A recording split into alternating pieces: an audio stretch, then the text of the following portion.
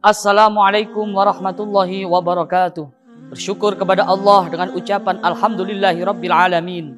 Bersolawat kepada junjungan kita Nabi besar Sayyiduna wa Maulana Muhammad dengan ucapan Allahumma sholli ala Sayyidina Maulana Muhammad. Hidup hanya ada dua. Kalau nggak senang, ya susah, gelisah. Kalau nggak kaya, ya miskin. Inilah kehidupan sehari-hari. Kapan sih waktunya Allah itu rindu kepada kita? Kapan sih waktunya Allah itu kangen kepada kita? Gampang, Allah tinggal kasih ujian kepada hambanya. Allah tinggal kasih musibah kepada hambanya. Ketika hambanya dikasih ujian, ketika hambanya dikasih musibah, rata-rata orang tersebut mengadu kepada Allah. Ya Allah, baru ingat kepada Allah. Ya Allah, tolong hamba ya Allah. Ya Allah, tolong kami ya Allah. Itu cara Allah kangen dan rindu kepada hambanya. Sekarang kapan waktunya Allah itu pengen jauh pada hambanya, itu malah mudah. Allah kasih kenikmatan, Allah kasih kesenangan, Allah kasih kebahagiaan. Di saat Allah kasih kesenangan, kenikmatan dan kebahagiaan, di saat itulah rata-rata manusia, rata-rata hamba ini jauh lupa dari Allah Subhanahu wa Ta'ala. Kapan waktunya hamba Allah itu rindu kepada hambanya? Tinggal kasih ujian, tinggal kasih musibah. Di saat itulah Allah pengen bermesraan kepada hambanya. Ketika Allah pengen jauh itu malah mudah. Allah kasih kenikmatan, kebahagiaan, orang yang kuat dah. Dan sekarang hamba manusia yang paling hebat di mata Allah adalah ketika hamba manusia tersebut dikasih kenikmatan, dikasih kesenangan, dikasih kebahagiaan. Di saat itulah mereka ingat kepada Allah Subhanahu wa Ta'ala dengan bersyukur. Ketika dikasih nikmat, ketika dikasih kebahagiaan, di saat itulah mereka selalu ingat kepada Allah Subhanahu wa Ta'ala. Dan yang nomor 4, hamba manusia yang paling terlaknat, yang paling rugi adalah ketika dikasih musibah, dikasih kesusahan, dikasih kegelisahan. Di saat itulah mereka sombong, mereka takabur, mereka enggak ingat kepada Tuhannya. Di saat itulah ini adalah golongan-golongan manusia yang sangat terlaknat dan rugi. Na'udzubillahi min dzalik. Hidup hanya ada dua. Kalau enggak kaya, ya miskin. Kalau enggak susah, ya senang. Tinggal kita mau yang senang apa? Yang bahagia atau yang susah? Yang kaya atau yang miskin? Ketika seseorang dikasih hartanya yang melimpah, dikasih kebahagiaan yang melimpah, gimana caranya supaya Allah itu kasih nikmat yang melimpah ruah? Gimana caranya supaya Allah itu kasih kebahagiaan ditambah terus kenikmatannya? Ini bagi orang yang kaya, itu ada caranya bersyukur. Gimana cara bersyukurnya orang yang kaya supaya ditambah lagi kenikmatan hartanya, ditambah lagi bisa merasakan kenikmatan hartanya? Maka dengan cara bersyukurnya orang yang kaya, yaitu adalah dengan sedekah, dengan dermawan. Kalau pengen harta kita ditambah oleh Allah dan bisa barokah, maka jadilah orang yang dermawan. Ini adalah cara bersyukurnya orang kaya. Ketika kita dikasih harta tapi tidak barokah, kita sakit-sakitan, mau enggak? Kita stroke, enggak bisa menikmati kekayaan kita. Walaupun mobil kita banyak, rumah kita banyak. Kalau kita punya mobil itu jangan taruh di hati, cukup taruh di garasi saja. Kenapa? Kalau kita punya mobil, kita taruh di hati, kita akan bawa ke kuburan. Kita akan pernah bawa itu harta ke dalam kuburan. Gak pernah kita jumpai orang mati dibawa ke kuburan bersama mobilnya, rumahnya tidak ada. Jikalau kita beli mobil yang mewah, kita beli rumah yang banyak, cukup taruh di garasi saja. Atau jika taruh di hati, cukup di luarnya saja. Karena yang ada dalam hati kita hanya Allah, Allah, Allah Subhanahu wa Ta'ala. Sekarang yang kedua, ketika kita diuji oleh Allah, dikasih miskin, dikasih gelisah, gimana caranya supaya kita bisa menikmati itu semua? Walaupun kita dikasih harta yang minim, dikasih miskinan oleh Allah Subhanahu wa Ta'ala, tapi kita bisa merasakan kenikmatan itu. Bagaimana caranya? Bersyukurnya orang yang miskin, bersyukurnya orang yang miskin hanya dengan beliau ikhlas menerima semua yang diberikan oleh Allah. Keadaannya bagaimanapun, beliau tetap ikhlas. Semoga kita semua dilapangkan dada kita. Kenapa harus dilapangkan dada kita? Kalau dada kita sempit, maka kita nggak akan bisa menerima pemberian dari Allah dalam keadaan bagaimanapun susah. Ibarat kamar, kamar ini kalau dikasih 100 orang itu nggak muat. Kamar ukuran berapa meter misalkan ya, dikasih 100 orang nggak muat. Tapi kalau lapangan yang besar, jangankan 100 orang, 1000 orang, bagaimanapun karakter menghadapi orang, bagaimanapun ujian dari orang, mereka tetap lapangan itu akan tetap besar dan banyak. Walaupun 1000 orang di situ masih sisa tuang. Baik sahabat, ini sekedar untaian nasihat dari saya. Semoga kita bisa menyikapi dalam kehidupan ini dalam keadaan dan kondisi bagaimanapun.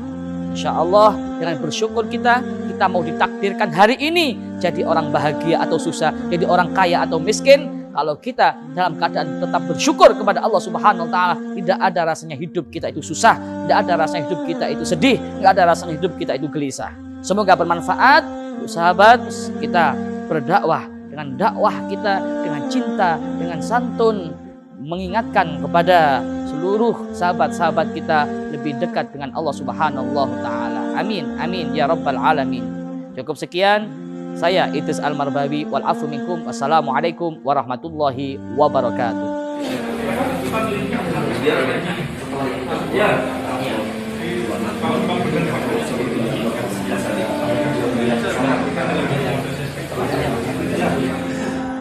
Dengan hati yang sangat senang.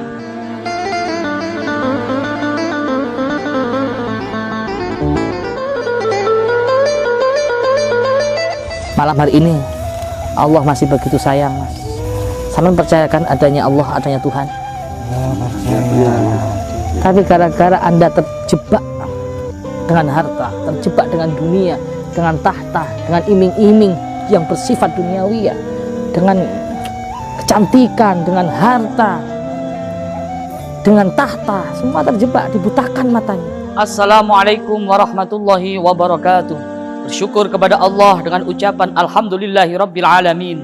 Bersolawat kepada junjungan kita Nabi besar Sayyiduna wa Maulana Muhammad dengan ucapan Allahumma sholli ala Sayyidina Maulana Muhammad. Hidup hanya ada dua.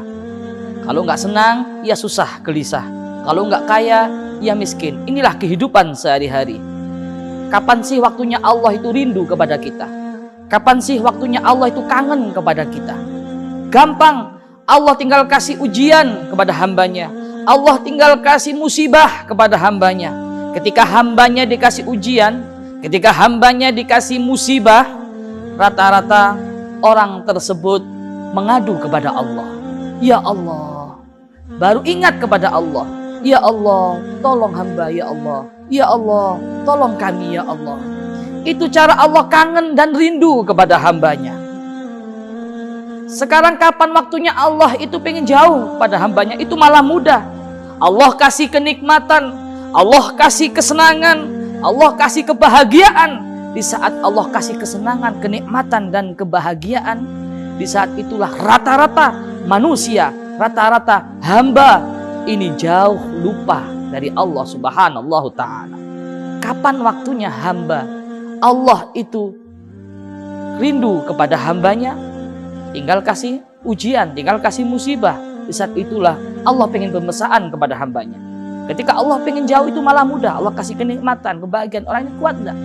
Dan sekarang hamba manusia yang paling hebat di mata Allah adalah ketika hamba manusia tersebut dikasih kenikmatan, dikasih kesenangan, dikasih kebahagiaan. Di saat itulah mereka ingat kepada Allah Subhanahu wa Ta'ala dengan bersyukur.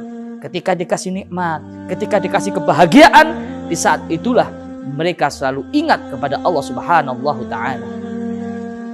Dan yang nomor 4, hamba manusia yang paling terlaknat, yang paling rugi adalah ketika dikasih musibah, dikasih kesusahan, dikasih kegelisahan. Di saat itulah mereka sombong, mereka takabur, mereka nggak ingat kepada Tuhannya. Di saat itulah ini adalah golongan-golongan manusia yang sangat terlaknat dan rugi. Na'udzubillahi min dzalik.